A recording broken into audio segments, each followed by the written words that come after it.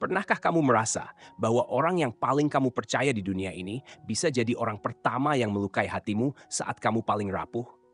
Di usia senja, yang kita harapkan bukan lagi harta melimpah, tapi ketenangan. Tapi bagaimana kalau justru harta yang ditinggalkan oleh pasangan tercinta menjadi awal dari terbukanya niat tersembunyi dalam keluarga? Aku hanya seorang ibu yang mengira sudah mengenal anakku luar dalam. Tapi satu kalimat dari menantuku membuat seluruh duniaku runtuh. Saat itu aku sadar, suamiku ternyata benar. Selamat datang di Cahaya Usia Tua, tempat kita berbagi kisah nyata, hikmah hidup, dan pelajaran berharga dari usia senja yang tak selalu mudah, tapi bisa bermakna. Kalau kamu percaya bahwa hidup di usia tua juga pantas untuk dihormati dan dicintai, tekan tombol subscribe, like, dan mari kita jalani perjalanan ini bersama-sama. Namaku Bu Sunda, usiaku 65 tahun. Di usia ini, seharusnya aku bisa menikmati masa tua dengan tenang, ditemani anak cucu dan kenangan indah bersama suami. Tapi hari itu, segalanya berubah. Saat lelaki yang telah menemaniku lebih dari separuh hidupku menghembuskan napas terakhir, dunia serasa berhenti berputar sejenak. Tangisku pecah di antara isak keluarga yang berkumpul di ruang tamu rumah kami. Rumah sederhana yang menjadi saksi suka duka hidup kami. Tempat tawa dan air mata bercampur, tempat cinta kami tumbuh perlahan seiring rambut yang memutih. Suamiku, lelaki yang dulu begitu gagah, penuh semangat dan tanggung jawab, kini terbujur kaku dengan wajah damai. Wajah yang tak akan pernah lagi menoleh ke arahku saat ku memanggilnya. Dan tanpa aku tahu pesan terakhirnya dan sebuah warisan yang ditinggalkannya akan membuka mata dan hatiku terhadap sesuatu yang selama ini tak pernah kusangka. Sepekan berlalu sejak kepergiannya.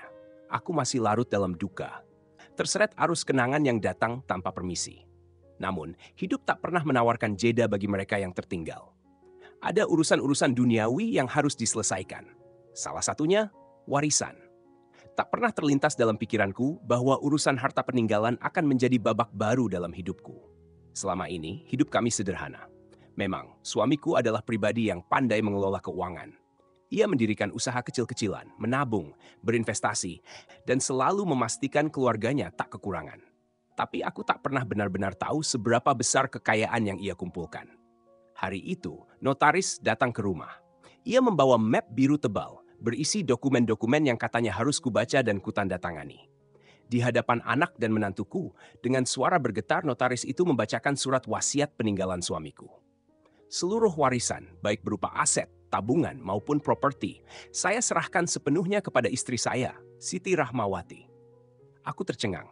Anak kami, Fikri, memandangku. Menantuku Mira tersenyum samar. Keheningan aneh membungkus ruangan. Aku bisa merasakan tapan penuh tanya, mungkin juga kekecewaan dari Fikri. Sementara Mira menepuk bahu suaminya seolah menenangkannya. Notaris belum selesai bicara. Ia melanjutkan. Dan satu pesan khusus, waspadai anak kita. Tak kuasa aku menahan tawa kecil. Air mata yang mengalir justru terasa seperti pelepas ketegangan. Aku tahu, di usianya yang menua, suamiku memang sering berkata aneh-aneh. Kadang ia lupa, kadang berulang-ulang menceritakan hal yang sama. Kukira pesan waspada itu hanyalah bagian dari kecemasan orang tua yang mulai pikun. Aku bahkan sempat berkata dalam hati, "Ah Pak, kenapa harus berlebihan seperti itu?" Namun, hari-hari berikutnya membuatku sadar bahwa aku terlalu cepat menertawai pesan terakhir suamiku. Benih kekhawatiran mulai tumbuh, perlahan namun pasti. Sejak wasiat dibacakan, sikap Fikri dan Mira berubah. Fikri, yang biasanya hangat dan penuh perhatian, jadi lebih pendiam.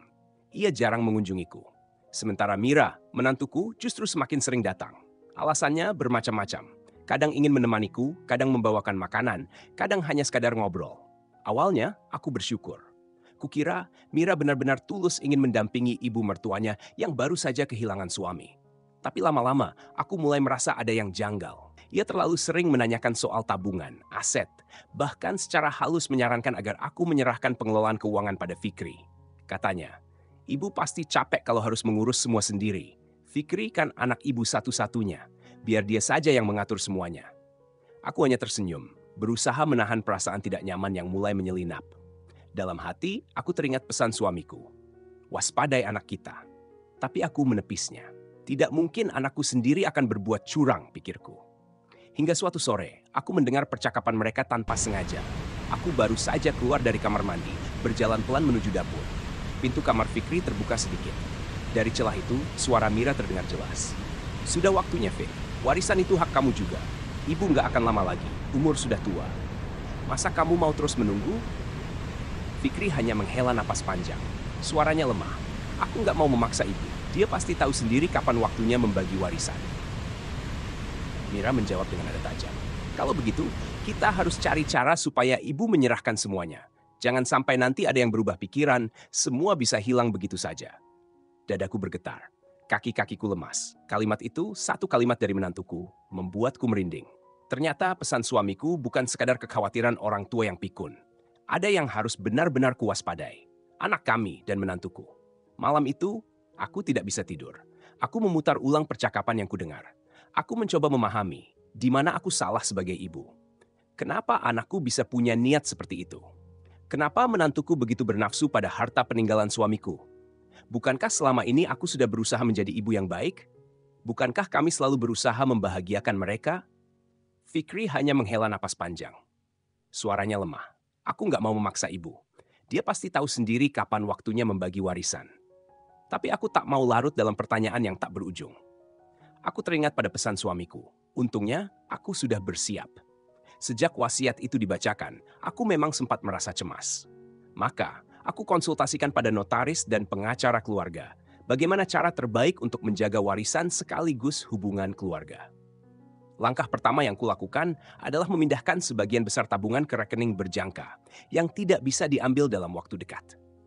Aku juga mendata ulang seluruh aset, lalu membuat catatan tertulis yang jelas tentang siapa yang akan menerima apa jika aku nanti tiada. Semuanya kutitipkan pada notaris agar kelak tidak ada sengketa. Aku bahkan meminta bantuan psikolog untuk membantuku memahami dan mengelola hubungan dengan anak dan menantuku, agar aku bisa tetap menjaga komunikasi baik tanpa terjebak dalam konflik. Hari-hari berlalu. Mira semakin gencar mendekatiku. Ia mulai membawa cerita-cerita tentang keuangan keluarga, tentang kesulitan mereka membayar cicilan rumah, tentang kebutuhan anak-anak mereka yang semakin banyak. Ia melontarkan pertanyaan-pertanyaan halus, mencoba memancingku agar membuka soal aset dan tabungan. Aku tetap tersenyum, berusaha sabar. Aku tahu ia sedang menguji batas kesabaranku. Fikri datang lebih jarang. Ketika datang, ia lebih banyak diam. Matanya selalu menghindari tatapanku. Aku tahu, di hatinya ada pertarungan antara rasa hormat pada ibunya dan desakan istrinya. Aku ingin memeluknya, mengatakan bahwa aku memahami kegundahannya. Tapi aku juga harus menjaga diriku sendiri. Pada suatu malam, aku mengajak Fikri bicara empat mata. Aku menyiapkan teh hangat, cemilan kesukaannya, dan duduk bersamanya di teras belakang. Tempat di mana dulu kami sering mengobrol berjam-jam tentang apa saja. Fik, ibu tahu kamu pasti berat. Ibu juga sedih melihat keluargamu harus berjuang keras. Tapi ibu ingin kamu tahu, semua yang ayah dan ibu lakukan, semuanya demi kebaikan kamu juga. Soal warisan, ibu sudah atur supaya tidak ada yang merasa dirugikan. Tapi ibu ingin kamu belajar bersabar, belajar menghargai proses. Jangan sampai kita terpecah hanya karena harta. Ibu ingin kamu jadi pria yang bertanggung jawab, bukan hanya pada keluargamu, tapi juga pada nama baik keluarga kita. Fikri terdiam. Matanya berkaca-kaca. Ia menunduk, menggenggam tanganku. Maafkan aku, Bu. Aku hanya tertekan. Mira terus-menerus membicarakan warisan. Aku belum bisa membahagiakan dia. Aku merasa gagal sebagai suami, gagal sebagai anak. Aku memeluknya. Tangis kami pecah bersama. Malam itu aku merasa beban di pundakku sedikit berkurang. Aku tahu Fikri masih anakku yang dulu. Ia hanya tersesat sesaat, terhimpit oleh tuntutan hidup dan tekanan dari orang-orang yang dicintainya. Beberapa hari kemudian, Mira datang sendiri ke rumah. Ia tampak lebih ramah dari biasanya. Ia membawakan makanan, berbicara panjang lebar tentang anak-anaknya, tentang betapa ia ingin keluarga kami tetap harmonis.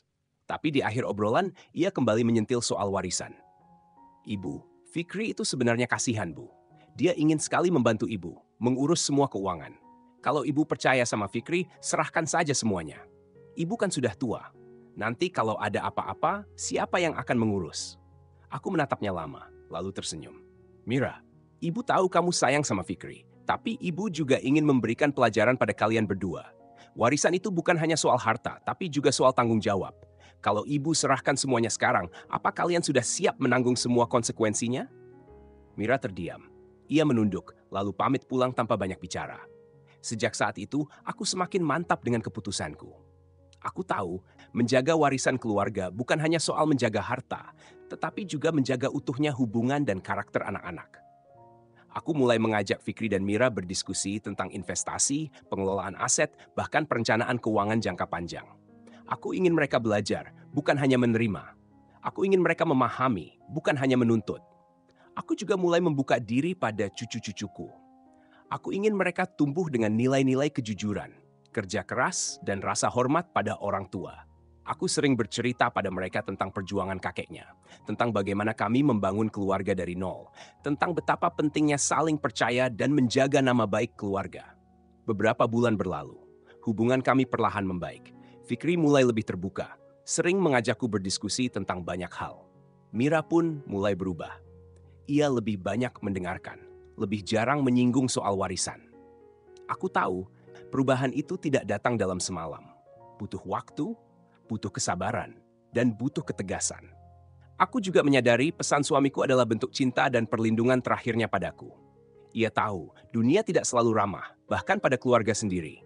Ia ingin aku siap menghadapi segala kemungkinan, ingin aku tidak lengah meski pada orang yang paling dekat.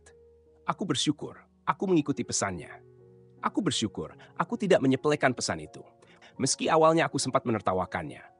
Kini, aku belajar untuk selalu waspada, namun tetap membuka hati. Aku belajar bahwa cinta dan kepercayaan harus selalu diiringi dengan kebijaksanaan dan keberanian. Aku juga belajar bahwa menjadi orang tua tidak pernah benar-benar selesai, bahkan setelah anak-anak dewasa dan berkeluarga. Tugas seorang ibu adalah menjaga, membimbing, dan kadang melindungi keluarganya dari bahaya yang bahkan tak kasat mata. Warisan pada akhirnya bukan hanya soal harta. Warisan adalah nilai-nilai, pelajaran hidup, dan kenangan yang akan terus hidup dalam hati anak cucu kita. Aku ingin meninggalkan warisan yang terbaik, bukan hanya harta benda, tetapi juga cinta, kebijaksanaan, dan keteguhan hati.